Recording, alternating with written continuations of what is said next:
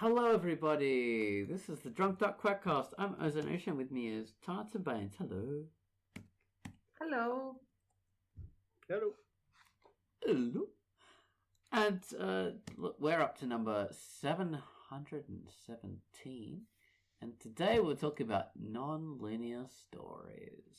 And we're not going to be clever this time because I just haven't, been clever enough. So... Just put all the standard things that we do in the end and call it a day. Oh yeah, I'll see if I can remember to edit that in. That'll be fun, and that'll make this make no sense. But that's non-linear stories for you. Bad non-linear stories. All right, so.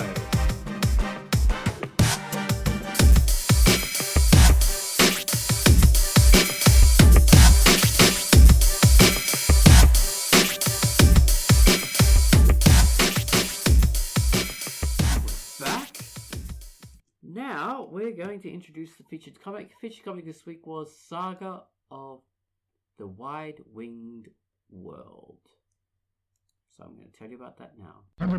Hello, I'm Ozonation, and my feature for the week was Saga of the Wide-Winged World.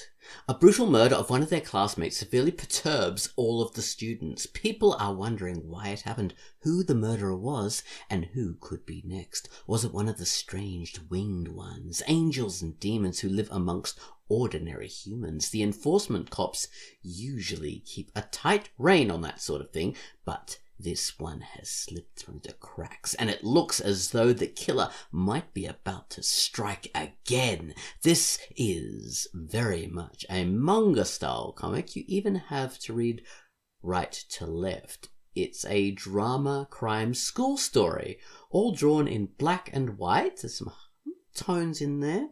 It has recently started again with a total remake that features improved art. So I'll be linking that directly.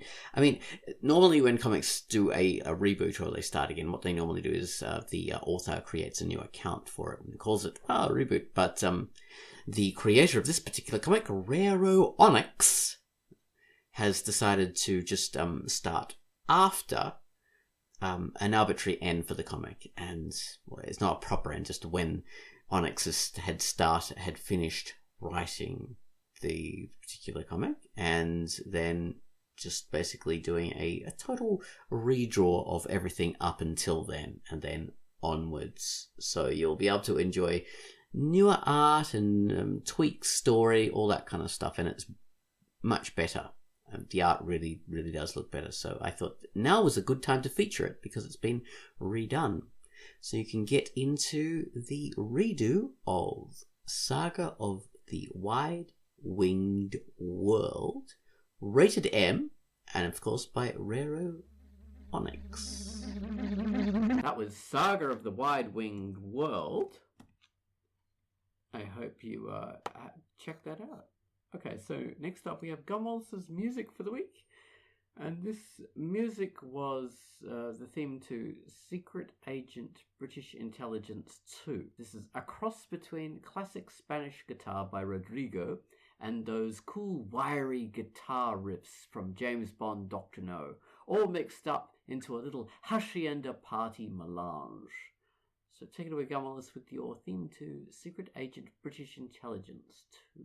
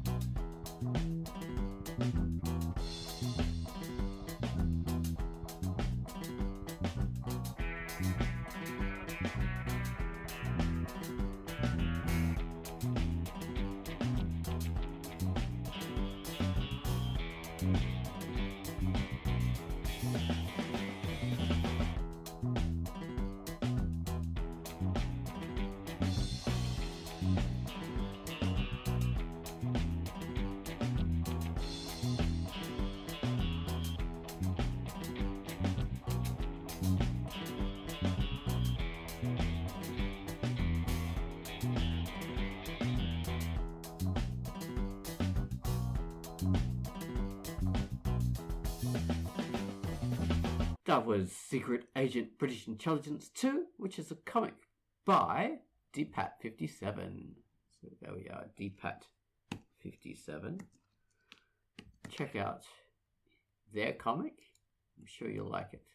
All right, so yeah, nonlinear stories, people. So, I mean, an example, like I always bring this example up, like frickin' Star Wars is Wuthering Heights. That's a nonlinear story. It's told through multiple perspectives and it is completely nonlinear. So we've been doing nonlinear stories since forever. It's not a new thing. And yeah, that is definitely nonlinear because you dig down through multiple people's retellings of different aspects of this tale from different times. And she didn't, like Emily Bronte, I think, she didn't write that way to be clever. That was just like a part of the convention of the day. Telling things from people's first-person perspective was one of the most popular ways of telling stories at the time.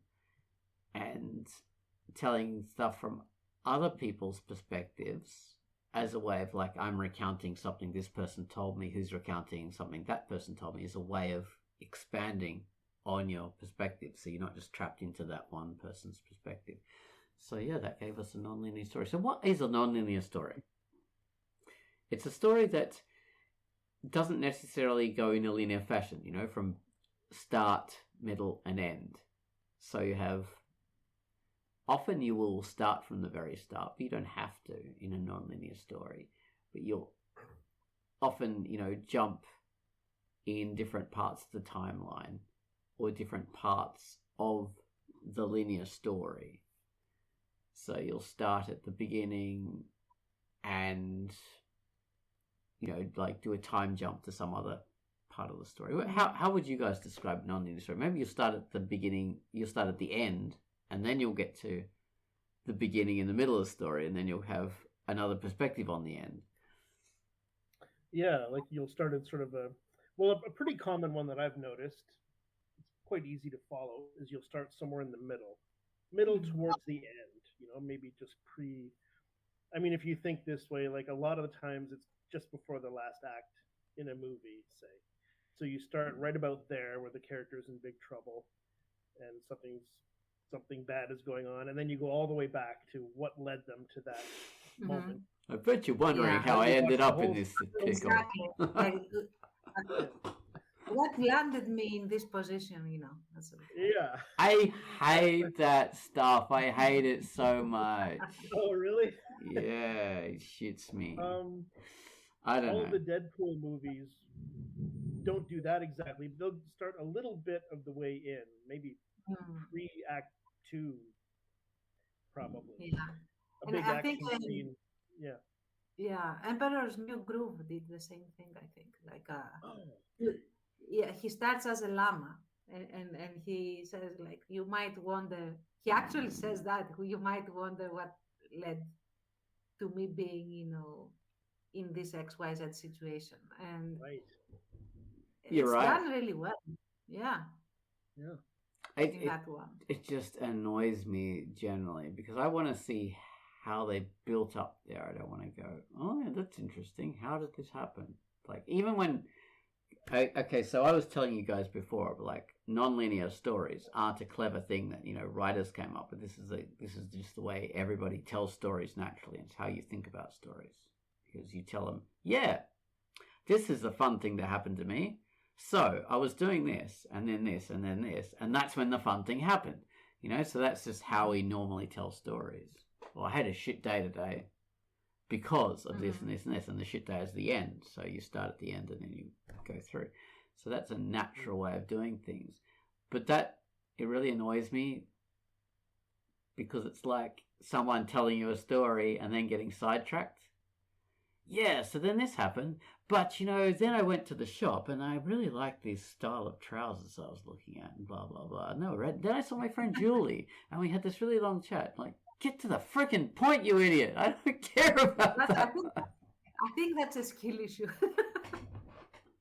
I would venture even to say that the Iliad is a non-linear story. Really? Because Yeah, because think about how it starts.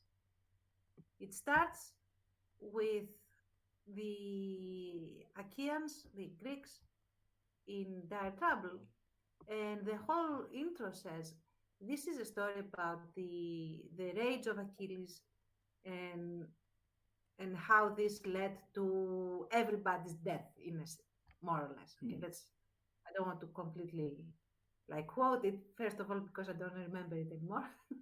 But uh, the whole idea is that I'm going to like hear me muse to talk about all of these things and the wrath of Achilles um, and how all of these events led to the destruction of Troy.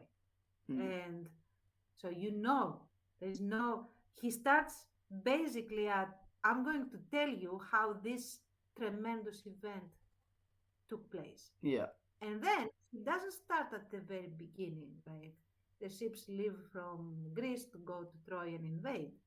He starts like Homer starts 10 years in, right before the last events that led to the demise of Troy. And yeah, Yeah, you it's don't get the non-linear. battle blow by blow from year 1 to year 10. The sieges and everything. Exactly. And if you go like rhapsody by rhapsody, like chapter by chapter, you get a lot of flashbacks in previous times uh, from each character's perspective.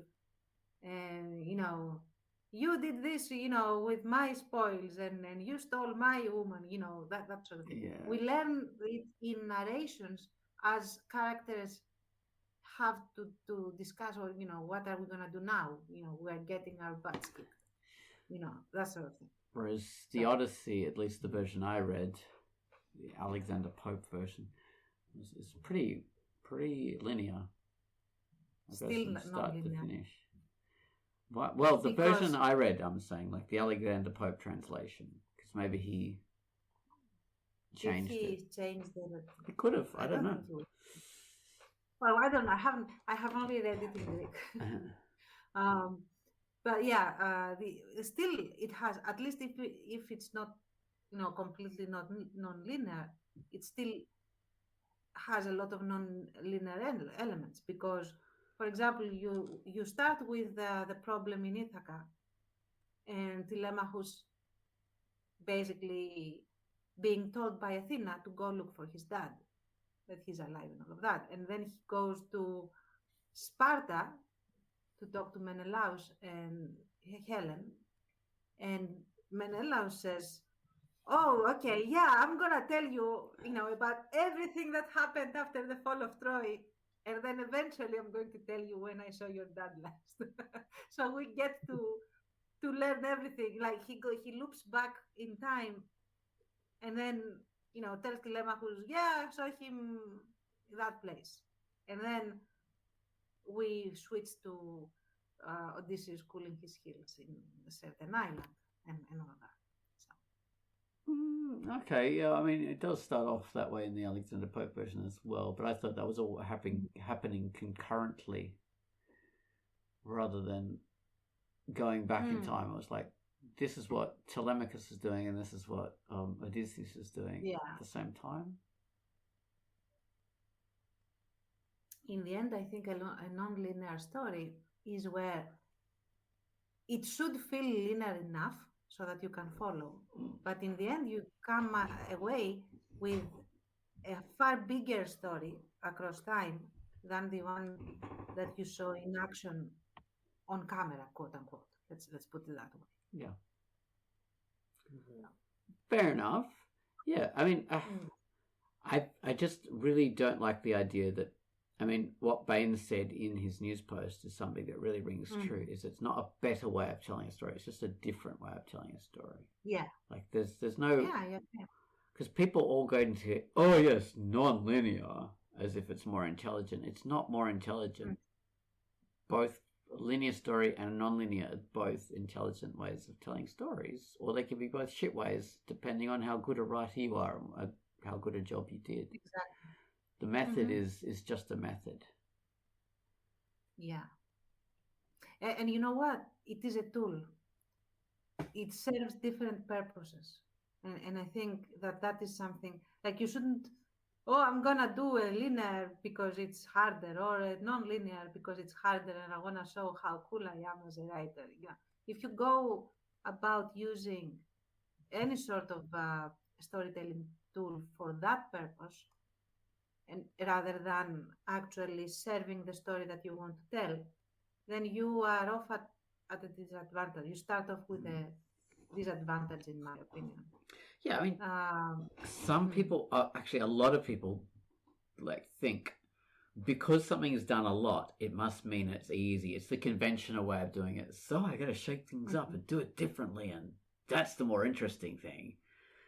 But if it's done a lot, it doesn't mean it's the cleverer thing. It's just done a lot, you know, like just like you say, it's just a different tool for a different yeah. different And storytelling purpose. Personally, I like some elements of non-linear non-linearness. Is that's not a word, but I mean the arrangement of the story. I like it to be a bit non-linear, but not so reshuffled that it becomes a chore for the audience to be able to follow what's going on. Yeah. Right. It can be a chore depending on how well you do it. Like, look, even perfectly linear stories that have concurrent parts, a number of concurrent parts, can be a chore, and they're fully linear. But because, you know, like say Lord of the Rings or something like that, like I used to, when I was reading that as a child, I would get fed up with how long it focused on this person's story. And then went to that person's story, then this person's. It was just, no, just keep following this one. I don't want to go back and forward and back and forward. So you can get that in any style of story, can't you, really? Yeah. Yeah. Yeah. And that's a good example that it also appeals to different audiences because, again, yes, when I was young, now I'm old, but I mean, when I was like a teenager and I first read Lord of the Rings, I was, I don't know, at most I must have been 15 and probably younger. And I remember that I was really frustrated at having to switch teams. You know, after the disbanding of the Fellowship of the Ring, like, no, don't stop here. Like, I don't care about Aragorn and his issues with, take me back to Frodo and Exactly, yeah. But now I haven't read it for a while, but I remember like when I reread it in like my 20s, mid 20s, it appealed to me. I actually liked it.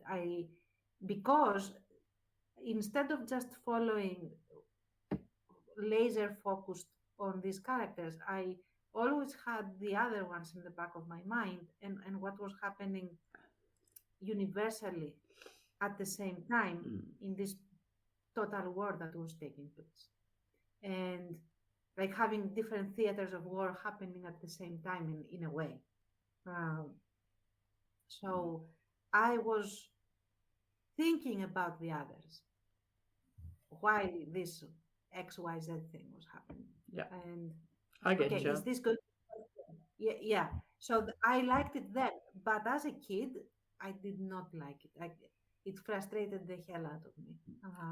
So there are, I think, certain patterns that might appeal differently to different audiences. True, yeah. Even The Hobbit as a child, that would annoyed me. Like we're focusing on Smeagol and what's his name? Brando? No, it's not Brando. Oh my God! Bobbit. He's not called Bobbit. Frodo. He's not Frodo. Bilbo. That's it. Oh my God! Bobbit. Bobbit the Hobbit. Yeah, yes, Bilbo. So if Bilbo and them, I think we went back to the dwarves or something, and then we went back to the village. Yeah. And the guy with the I don't. bow and I only arrow. read it twice. I didn't like The Hobbit as much. So I read it only first. twice. I loved The Hobbit, Mhm. and then I read the Lord of the Rings later. I read The Lord of the Rings first, and then The Hobbit, and I didn't like The Hobbit. Yeah, well, it's definitely for younger readers. Yeah. Yeah, but okay, all right.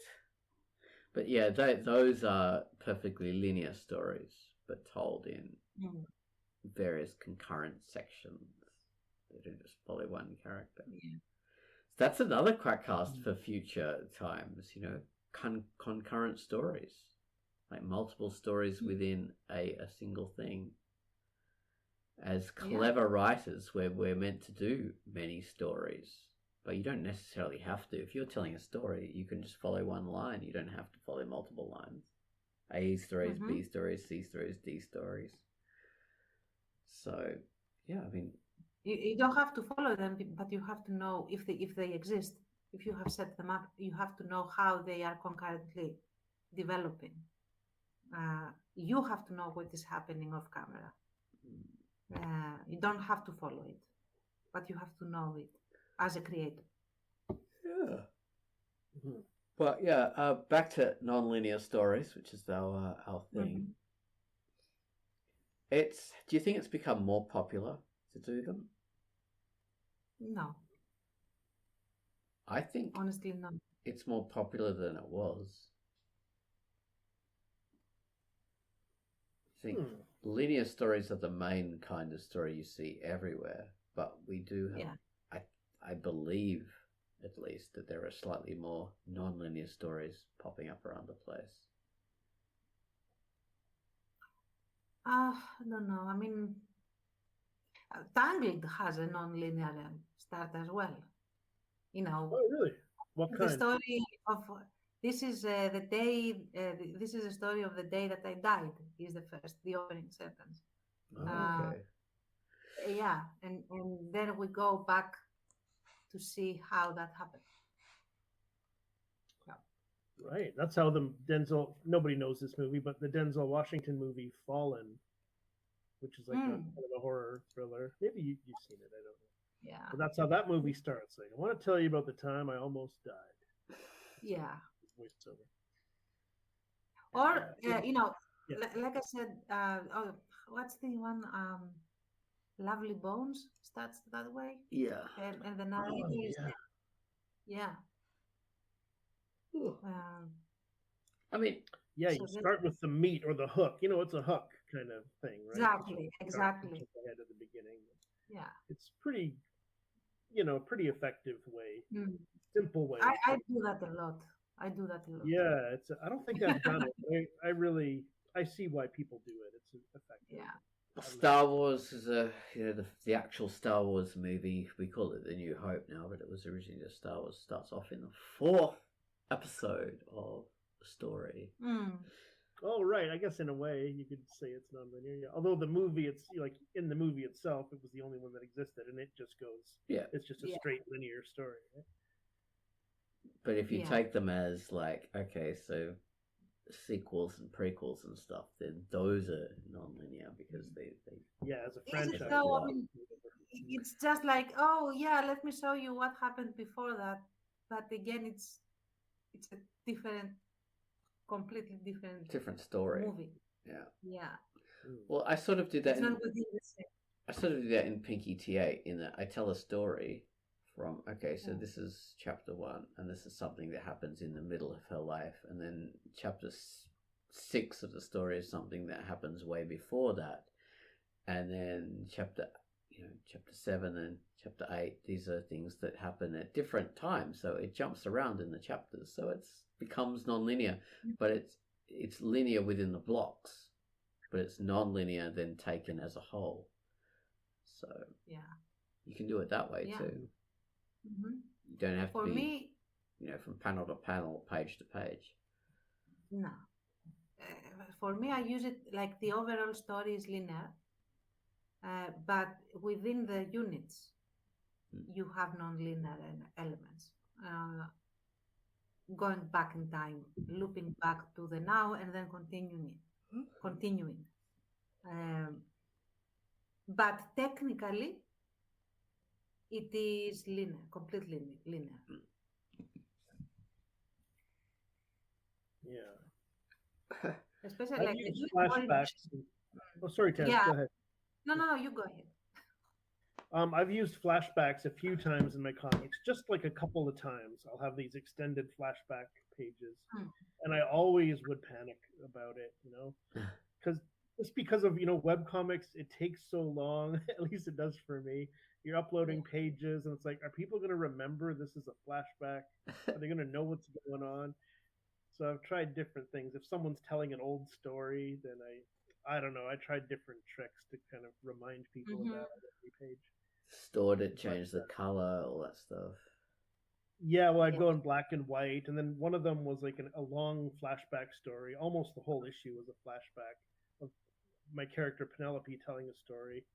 So I'd put her like an image of her head up on the top of the page to show that this is her story that she's telling. And I don't know how well it worked. I'm not really sure, but it worked really well for me, at least when I was reading it to do the deep dive for TK. Right. It was completely clear. It's very clever. Oh, good, yeah. I figure once if someone reads all the way through and all the pages are there, it's probably a lot. It would work a lot better. But yeah, it takes you 3 years. It takes me 2 or 3 years to, maybe not that long, but stop a long time. bragging, Speedy Gonzalez. Oh my god! I have been experimenting a little more with nonlinear in Verdant because I have the gigantic flashback as well. That's happening right now. But I also had a little little story in a dream fashion that gives you background on the main character, and then we are dropped in the now without any other context, and then eventually when it's action, and then you get the downtime, and that's when the flashback happens. So that is a bit of an experiment. I'm hoping that it all works when the flashback is complete and we have everything all set up. And it is my attempt to present like everything that you need to know for the story to actually begin in one chapter, instead of taking 3 chapters to do it linearly.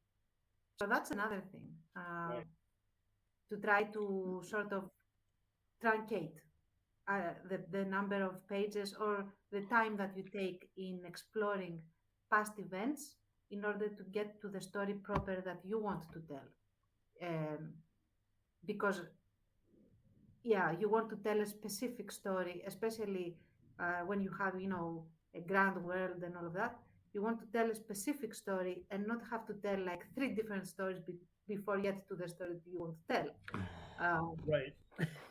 Yeah, so that's where nonlinear could help, in the sense that, okay, I'm going to the main bare bones of what has happened up to now, and then let the extra information trickle in concurrently as we move on. So I do the nonlinear thing, then we go linearly. Hopefully it works. We'll see. That does help. Like you say, if you use it structurally as a time-saving device.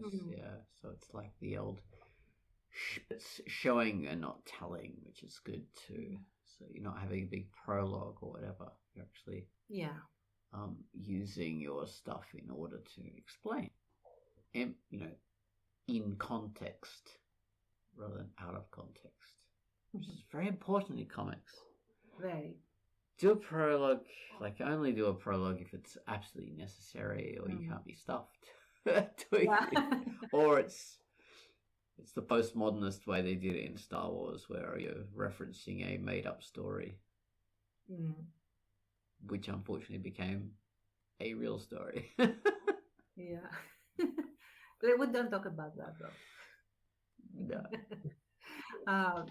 But yeah, I honestly really like some of the things that I have done in the story exactly for that reason. Like in Without Moonlight, I never managed to show how Basil got his scars.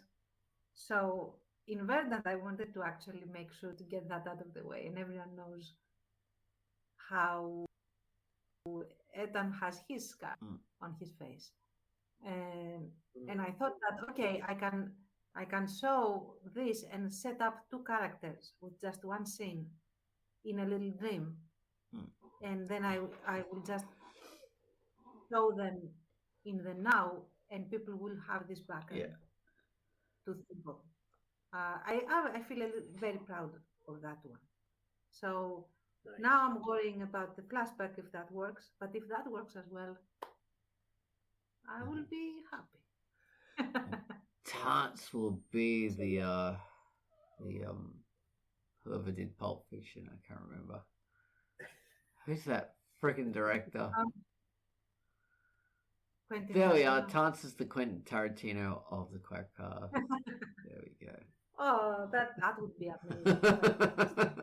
Then you have to talk. You have to put your lips a bit close to your nose and go, yeah. This is how I should think. I have to draw a lot more feet.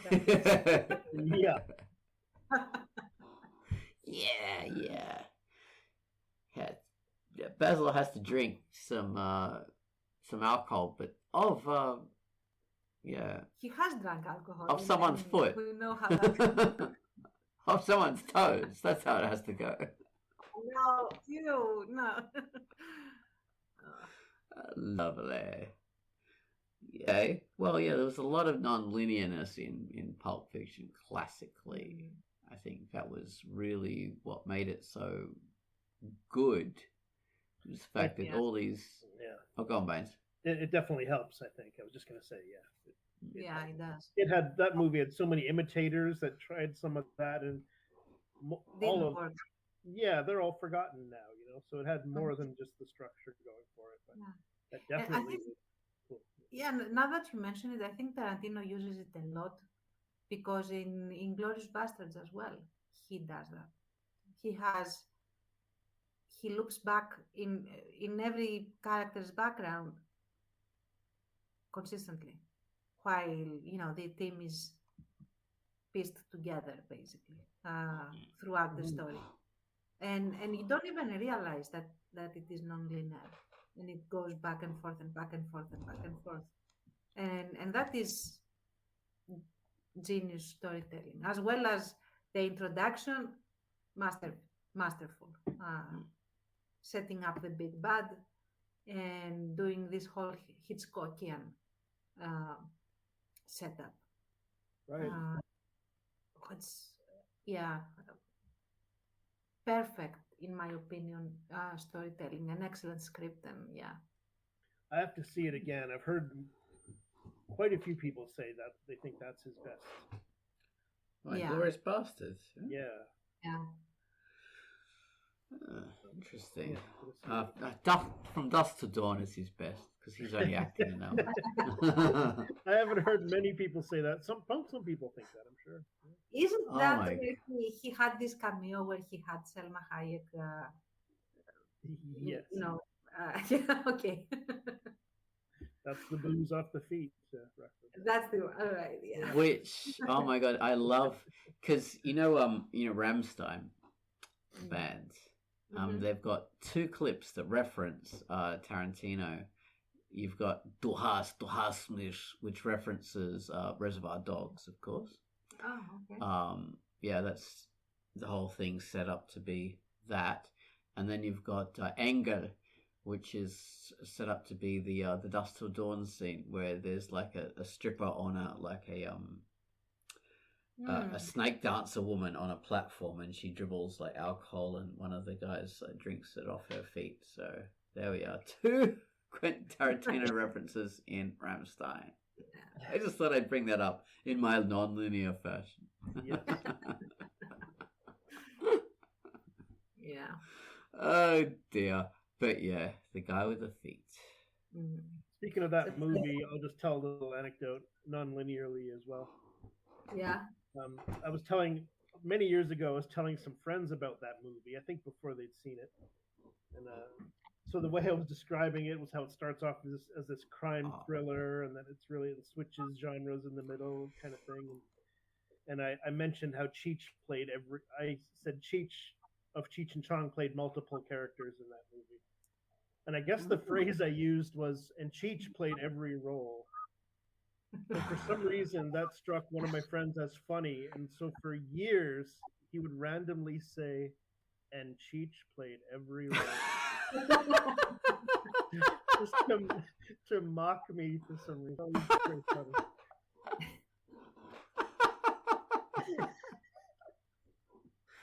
I love that.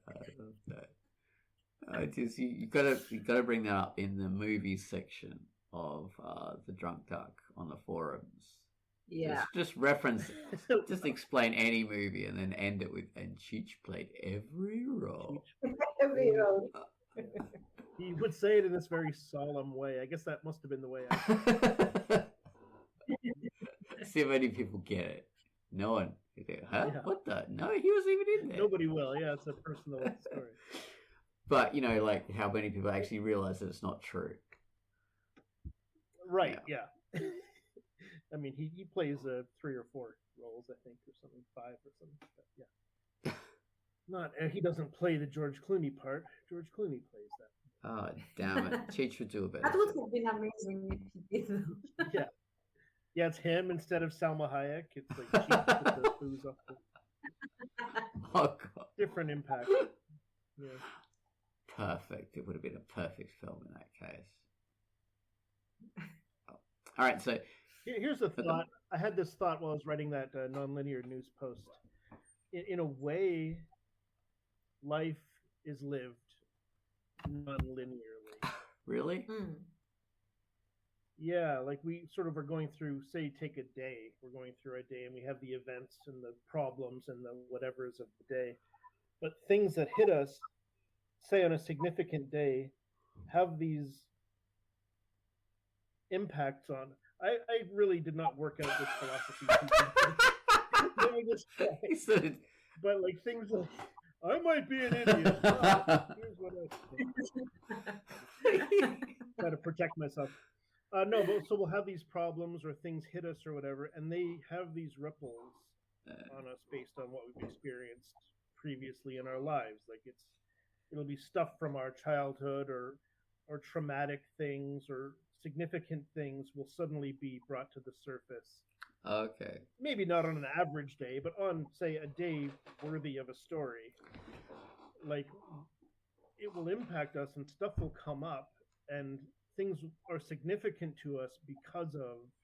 I get what you mean. So, earlier things... Yeah, so that make it non-linear. I think that's why stories are told that way, though. Yeah, I mean... You know. Yeah. You don't start with Mike Myers' childhood, and then unless you're Rob Zombie and you haven't thought it, you start with Mike Myers' childhood and then his teenagehood, and then do the slasher story of Halloween. Yeah, some stories. But I guess you shouldn't do it that way. No, you shouldn't. Yeah. The actor Josh Brolin, Thanos. Yeah. He wrote a book. Apparently, it's a great book. And it's a book of short stories from his life, and it's written non-linearly. And it's him that talked about this. He said it was just written as a bunch of little essay/stories, and he's had this like kind of wild, amazing life apparently. And he'll be telling a present day story, and then go back to tell a story from when he was 10 years old involving his mother. And he was like, well, that's what life... I don't know if he said this exactly or if it's just what I thought, but it was like life is that way. You know, like that impacted this, and this was important because of this important story of what happened when I was 10, least that's how we think. I think that's the important thing. Yeah. Because, I mean, life... Yeah, it's happening internally. Life literally happens linearly, but the way we perceive it Yeah. is often, or the way it has meaning to us is non-linear. Like its significance a lot of times is non-linear. Maybe most. Yeah, but yeah, I mean, of course, literally, it's happening linear. Linearly. Yeah, I mean, no, and that is definitely a reality of existence in the sense that whether you realize it or not, your mind loops back or is informed by things that have happened in the past. And sometimes they are so significant that they basically are with you, even though they have been in the past. And in that way, it can be non-linear in a sense. Like, Yeah. Yeah. so yeah, I mean, that could happen. And definitely the way you narrate things would be non-linear. Yeah, I mean, if you're doing an autobiography or something like that, that's literally non-linear because If you're a you do it- person from the present going back into the past and saying, yes, now 50 years ago I started off as a young chappie. I would say that I would say that that is linear. But if you start off, for example, I have this reaction when I am exposed to XYZ stimulus. And the reason for that is that when I was a kid, this thing happened. Then you start going approaching it non-linearly. Like I reacted so egregiously because you go back. So you have the current, that is the current reaction that might have been like an overreaction or something not usual or whatever. And then you go back to narrate why that happened, which is about an event a lot earlier, for example. I don't know. So that would be non-linear. There's a lot of first-person perspective stories that seem linear, but they're really non-linear. Like H.P. Lovecraft kind of stories, where it's like, oh yeah, this disastrous thing happened. I've only got minutes to live, but let me tell you how he got into this situation. Yeah, so, and then it goes in a great linear story, but the introduction to it was. I mean, like the identifying with characters we talked about last week. Prose does this very easily and all the time. You go back because you're inside the character's mind. You have these events playing out, and you can very easily go back to their childhood significant events, or you can go back as long as they can remember or whatever to sort of fill out the background. You can do it easily enough in a comic or a movie as well, I guess. But I think prose does it, and you barely even notice it if it's done, fairly well. I would also venture to say that you can give the impression of non-linearness, but it is linear in the end. So you might give the impression that you are narrating something non-linearly, but in reality you aren't, and you are simply presenting the facts as they happen. And that would be, especially, I think you will encounter that in stories told from first person limited perspective, where you get the narrator talking about something that has happened. And so that gives immediately the impression of non-linearness because someone in the present talks about something at the past, but they begin telling you the story from the beginning, following a sequence of events linearly. So that is a linear story, but it gives the impression of non-linearness. Right. Yeah. Oh well. Yes. So there are different ways of doing it, different ways of making it seem like it. Yeah. The point I always come back to myself for some reason is that no way of telling a story is inherently superior. It's just dependent. No. So why would you do a non-linear as opposed to a linear story? Like you told us a good reason for it. It's like jumping over a lot of stuff, so you don't have to have prologues. So you just like, this is the beginning part that you should know about. So that's one reason. Yeah, it is like Bain said earlier. It is easier to give a hook and give the audience the promise that investing in this story will give them this cool thing that is coming, whatever that is.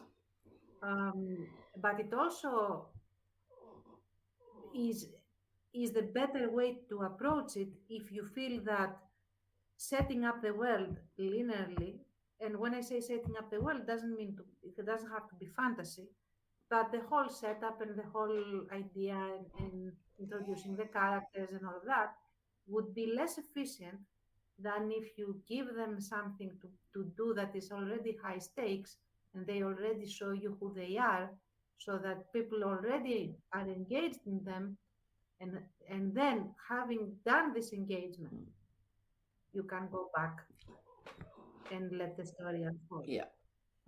Because the characters are already interesting. So that is, whereas if they didn't know, for example, you could have this, like, for example, one of the things that got me almost greenlit for that series was the opening scene, which is, it was, of course, a World War II movie / series that I was going to do. And the opening scene is a two-part. No. Where you... What's my happening? Microphone is the stupid webcam microphone, so my voice is going to be shit for this whole cast. Go on, Tart, sorry. I thought you weren't recording. Yeah, me too. But now you can say you can record something with your good microphone, and you might wonder why I will sound that shitty in this entire there you go. podcast. But yeah, what was happening was you have two main characters that are both good guys, but antagonists to each other, and you see one coming down a hill strewn with dead bodies and is frantically looking for this other dude. And you know that they have seconds to live because planes are coming overhead and they are going to start bombing again. And he finds, like, it's a very high stakes, suspenseful situation. You have to do something fast and live in order to survive, that sort of thing.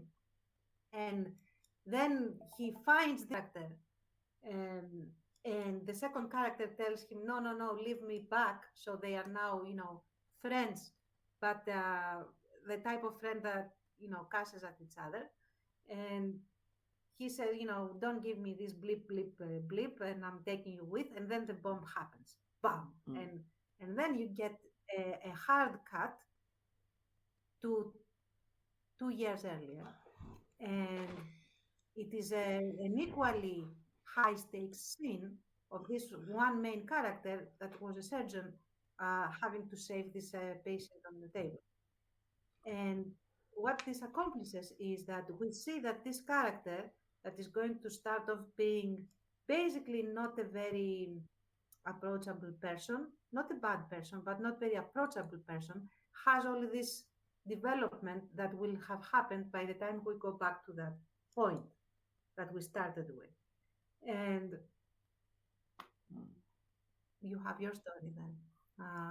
And again, it begins with high stakes in the past, but now you know what is coming, and these characters are going to be in this dire situation like a death, and you don't know what is going to happen then, and you don't know how they are going to resolve the high stakes situation in the past, and you are engaged. And by the time both situations resolve, both characters are very dear to you. And yeah. That's a good method of doing it. What about you, Bones? What are your reasons? It's probably yeah, I'd probably just kind of echo a lot of that. It's like answering questions once people actually care about what's going on and they care about the situation, the characters, and they have questions that they want answered, as opposed to answering all these questions before anyone has any reason to care. That's true. Exactly. The reason I do it is because I just think, oh well, that's an exciting tale to tell. I don't want to keep on doing like a linear story from beginning to end of this character's life. I want to like tell a linear block from this part of this character's history because that's what I want to do. So I jump around within the timeline just because I think things are more interesting and more fun. So that's my only reason for doing it. Yeah, that's great too. Yeah. But Bottomless Waitress is a solidly linear story so far. I think like I was kind of saying earlier about webcomics and how they're posted. For most of us, we post one page at a time. Linear makes a lot of sense, and that is usually my go-to. Mostly for I don't know if I really thought about it ahead of time, but for that reason, mostly linear makes a lot of sense. You know, it's because it's followable, even if someone's reading one page at a time. Mm-hmm. Sometimes you want those flashbacks. I've done it before. But you know what? The flashback is also linear, so they can follow. Like you were saying before, yeah, exactly. Yeah. From one part of their life, and then another flashback, and then another like all of us.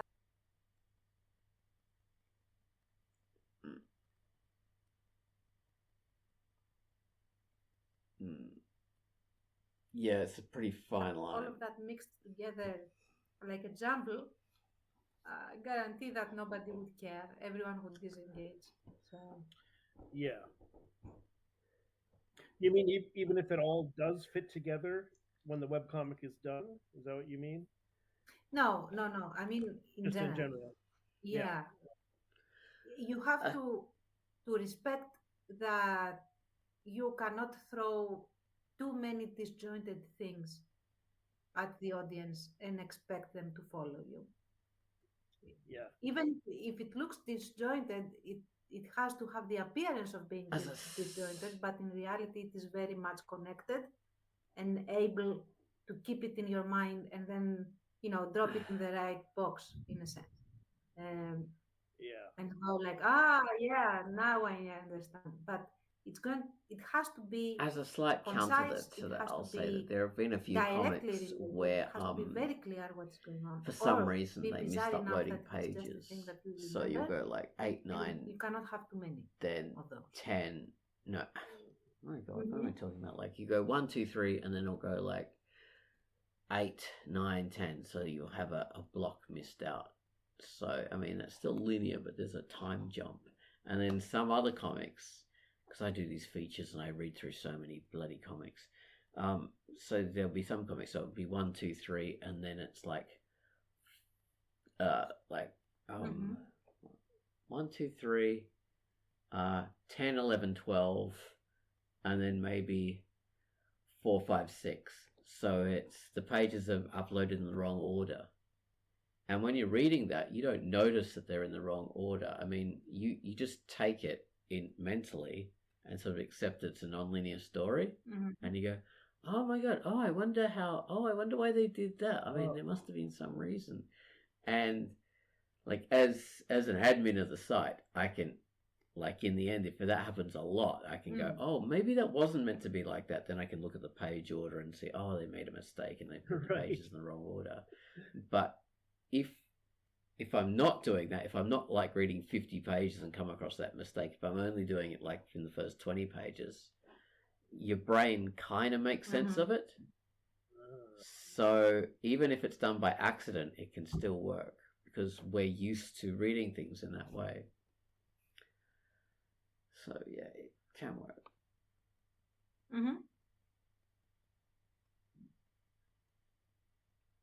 Oh yeah.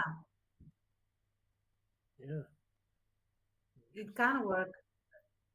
But again, I would venture to say that it can work in certain situations, but again, It can like seem you said, clever, if and then it's it done seems, oh no, that's too not clever at all. frequently, You've just you messed realize up. that this is not the way it's supposed to be. So again, it doesn't work. That's what I'm saying. It's not very common. It's only happened a few times. So it's Yeah. when people Yeah. they join the site and they do bulk How common is uploads, that? and they just happen What was to that? be in the wrong How order. common is that? So very in few, your collective? Yeah, okay. fortunately. Yeah. Mm. But it has Yeah. happened. That's very good. Sometimes I'm like really good to them, and I'll go back and manually change the order of their pages. I've done Yeah. that before to fix it.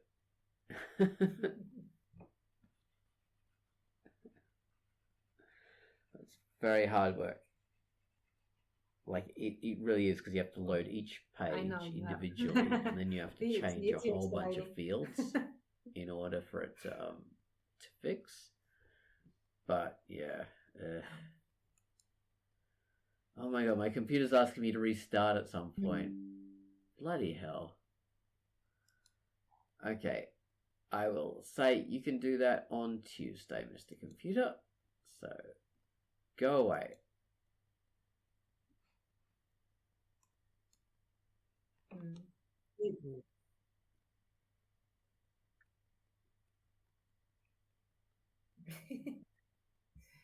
Yeah.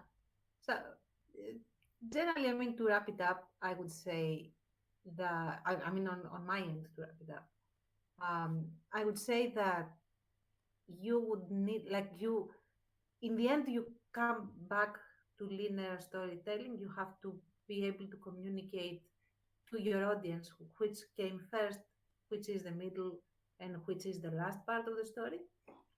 But the presentation can be shuffled to a point if it serves a purpose for being that way. If you do it just for laughs, I mean, I guess it could work, but I don't think it will offer a narrative net positive, if that makes sense. Yeah, I mean, I would say generally speaking, anyway, unless something is really short. Yeah. If you're just doing it as a gimmick, one thing to watch out for, like you said in the is beginning of fads the and episode, that fashions. people disengage. And for Just a while, confusing nonlinear people became to a know. real fashion in a certain, If they don't understand, like aspect of story writing, story creation. And when things become a fashion, it means they start off really clever and interesting, and then everyone's just copying it because it's the in thing to do, and they just do it badly, and you get very few really good ones. So yeah, you should never follow fashions in creative things, because yeah, you'll mess up. Yeah.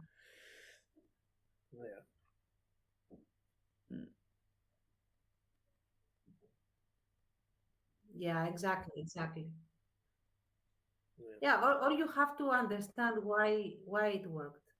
The thing is that often they don't understand why something worked, and that is what makes it bad. I mean, I could see, creating a story that needs something that is fashionable, and that would work.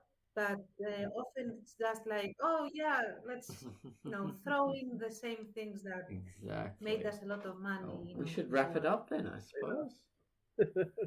No, but So I can get a coffee and stop drifting off into sudden reveres of daydreams that I'm doing now. Yeah, it's so totally weird. Like, you guys will say something and I'll suddenly go on to some fantasy involving a small aspect of that in a non-linear fashion. So I need a copy to stop doing that. It's bad. All right. Bye, guys. This has been Quackcast number 717.